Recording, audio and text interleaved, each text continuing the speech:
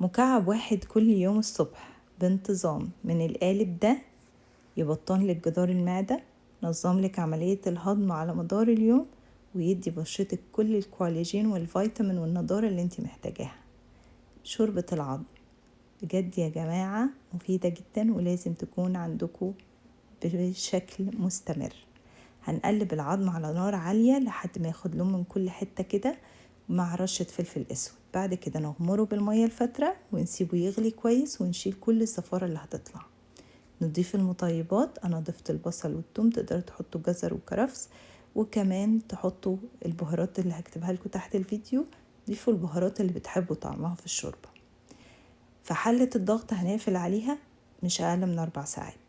في الحلة العادية سيبوها براحتها من 6 ل 8 ساعات العظم يدوب تماما. نصفيها كويس ونسيبها تبرد، وبعد كده على التلاجة 24 ساعة.